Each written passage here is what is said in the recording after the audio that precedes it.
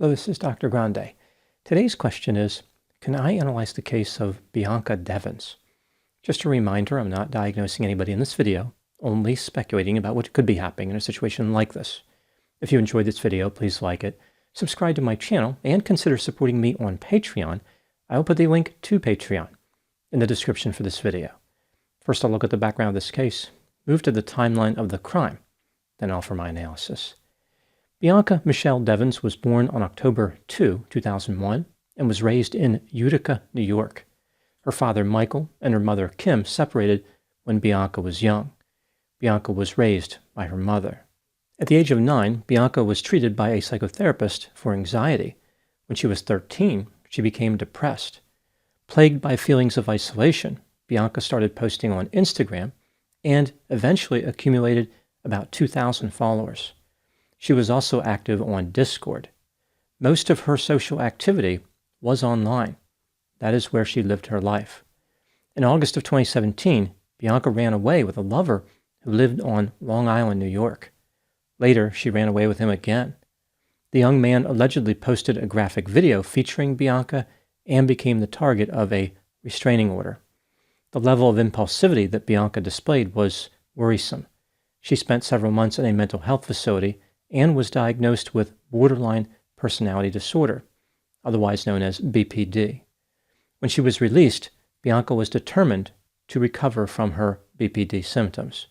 Sometime around May 2019, 17-year-old Bianca Devins started communicating on Instagram with a 21-year-old Lyft driver named Brandon Andrew Clark. He lived in Bridgeport, New York, which is 44 miles west of Utica. Brandon traveled to Utica several times to meet with Bianca. It appears as though they had different views about the nature of the relationship. Brandon believed the romance had a future, but Bianca was not looking for a long-term relationship. Allegedly, the couple used substances together. Brandon may have been the one supplying these substances. In June 2019, Bianca graduated from high school, and Brandon attended her graduation party. Bianca's plan was to continue her education at a community college in the fall of 2019. She wanted to be a psychotherapist someday. Now moving to the timeline of the crime. On July 13, 2019, Bianca and Brandon went to a concert in Queens, New York. Leading up to this, Bianca had been trying to meet up with a friend of hers named Alex. The concert was really just an excuse for Bianca to connect with Alex. Brandon knew that Alex was attending the concert, yet still agreed to drive Bianca to Queens. While at the concert, Bianca kissed Alex twice. Brandon was aware of this, and Bianca was worried about his awareness. She texted Alex, quote, "I think he saw me kiss you," unquote. When the concert was over, Brandon dropped Alex off at his residence and continued to drive to Utica with Bianca in his vehicle. At some point during the early morning hours, now on July 14, 2019, Brandon parked the vehicle at a dead end on Poe Street. Bianca was asleep in the back seat, which was folded flat. Brandon video recorded what happened next by attaching a camera somewhere in the front of his vehicle. He retrieved a knife from the back seat and woke up Bianca. They had a conversation about how she had kissed Alex at the concert. When Bianca said she was sorry for kissing Alex, Brandon responded, "Well, sorry is not enough." At this point, Bianca explained to Brandon how they were not in an exclusive relationship and asked if he was ready to take her home. Brandon responded by attacking Bianca with a knife. He screamed to her, "Why did you make me do this?" Bianca fought vigorously during the attack, but died as a result of her injuries. Brandon made a bizarre series of posts on social media. On Instagram, he shared a video of him driving down a dark road. The caption read, quote, "Here comes hell. It's redemption, right," unquote. After taking a photograph of Bianca's dead body in the rear of his vehicle, Brandon posted the image on Discord. The caption read, quote, "Sorry, blankers, you're going to have to find somebody else to orbit," unquote. On the street behind his vehicle, Brandon spray painted a message which read, quote, "May you never forget me," unquote. Alarmed by the graphic image posted on Discord, several people called the police at around 7:20 a.m. Brandon also notified the authorities. When he was speaking to the operator, he implied that he had murdered Bianca. When the first police officer arrived on the scene, Brandon stabbed himself in the neck. Despite sustaining this injury, he posted an image of himself to social media. After other officers arrived, they struggled with Brandon briefly before taking him into custody. He was transported to a hospital. The next day, Brandon was charged with second-degree murder. On July 29, 2019, Brandon pleaded not guilty. In jail, he constructed a shank out of a toothbrush, which led to additional legal problems. Brandon was trying to demonstrate that an inmate can maintain great dental hygiene and stab people at the same time. There's no reason to settle for just one or the other. On February 10, 2020, Brandon changed his plea to guilty. On June 2 of that year, he attempted to withdraw his guilty plea, but the judge denied his request. On March 6, 2021, Brandon was sentenced to 25 years to life in prison. Now moving to my analysis. Here are my thoughts on a few areas that stood out to me in this case. Item number 1. As I mentioned, Bianca was diagnosed with borderline personality disorder. This disorder features symptoms like frantic efforts to avoid abandonment, an unstable relationship pattern, identity disturbance, impulsivity, a feeling of emptiness, and intense anger. Being on Instagram may have helped Bianca to explore her identity and connect with other people. She could express herself and build an audience of people who admired the images that she published. Unfortunately, there was also a downside to being active on social media. Bianca attracted the attention of the Incel community. This stands for involuntary celibate. These are people who complain about not being able to find a sexual partner. Most incels are male. Not surprisingly, these incels were highly critical of Bianca, just like they would be of any female they found to be attractive. They viewed people like Bianca as the problem, as if she represented females who were unwilling to have sex with them. Essentially, incels tend to be angry with women who maintain standards for romantic partners based on financial standing, social skill, and physical appearance. As chronically unattractive and unsuccessful men, they are blocked out of the world of sex by these standards. Brandon may have been a member of this community. He appeared to sympathize with their cause greatly.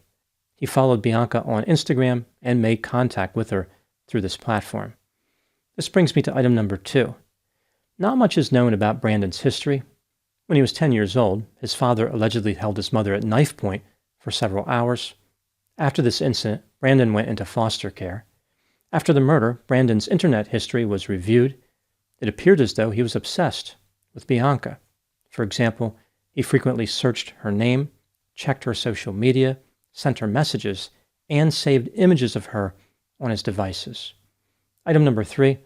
At first glance, some people thought Brandon murdered Bianca in the heat of the moment after discovering that she kissed another man. Upon further examination, it became clear that his crime was premeditated. 2 days before the murder, Brandon developed a checklist containing various items like setting up a speaker and playing his last song. Brandon searched the internet for ways to kill and had a knife, a tarp, and spray paint in his vehicle. There is the sense that Brandon was trying to make the murder some type of artistic expression. For example, he painted the words, "May you never forget me," on the street. This was a reference to a dark comic book series from Japan that he used to read with Bianca. The series featured star-crossed lovers. Brandon also played a song after the murder about unrequited love. Item number 4. What do I think happened in this case? This is just a theory, my opinion. Extreme personality traits can lead to a lack of insight, which can make people vulnerable. Bianca's impulsivity and feelings of isolation brought her in contact with Brandon through her social media presence. Her poor boundaries permitted Brandon to get close to her. Brandon's poor boundaries and high level of creepiness facilitated his obsession with Bianca. He immediately became overbearing and possessive. Bianca had partially accepted him as a romantic partner, but Brandon immediately wanted her all to himself.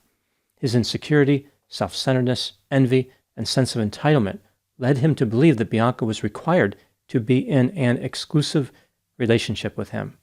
From this point of view, she was somehow violating his rights by refusing his demand. This is a belief shared with the incel community. Both Brandon and Bianca lacked empathy. Brandon could not appreciate Bianca's reasons for rejecting him. She wasn't attracted to him, but he interpreted that as hatred or disrespect. Bianca's lack of empathy prevented her from understanding how Brandon was dangerous. She planned to meet with another potential lover and had Brandon drive her.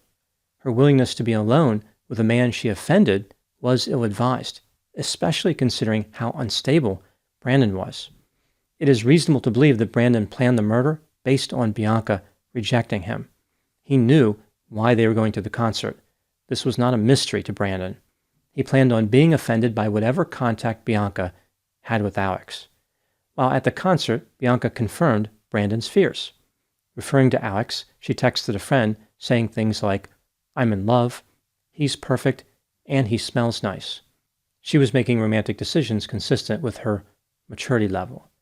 Brandon may have been open to the idea of not following through with his homicidal plan, but once he became angry, he committed to it. The murder was about more than just making Bianca pay for rejecting him. It was the high point of Brandon's life and a statement about his belief system. This was a grandiose proclamation to other disrespected men. Brandon was going to share his glorious revenge with like-minded people, thereby elevating himself to hero status. He carefully choreographed every step and published it on social media. In a bizarre way, he believed he was fulfilling the will of the incel community. Some people believe that Brandon was an incel, others say he did not qualify. I think Brandon was an incel as far as strongly identifying with their ideology, but not technically based on his experiences with Bianca. As someone who wanted to impress incels, Brandon may have actually maintained a lower status than they did. He was extra pathetic for wanting their praise and approval. Now moving to my final thoughts. Many of those diagnosed with borderline personality disorder are young women. Often, when people think of BPD, they think of a woman who has the potential to hurt others. What gets lost in this perception is how a woman with BPD is vulnerable to getting harmed. Women with this disorder often get involved with dangerous men. Research tells us that 50% of men who are in romantic relationships with women with BPD meet the full criteria for antisocial personality disorder. Furthermore, in any given year, 70% of these relationships involve physical violence. These findings stress how much danger BPD causes on both sides of the romantic relationship. Women with BPD are more likely to be violent, but also more likely to be the victims of violence. When a woman with BPD observes antisocial traits, she sees excitement, adventure, and romance. She fails to see the anger, sadism, and disregard for human life. Those are my thoughts on the case of Bianca Devins. Please put any opinions and thoughts in the comment section. They consistently generate an interesting dialogue. As always, I hope you found my analysis of this topic to be informative. Thanks for watching.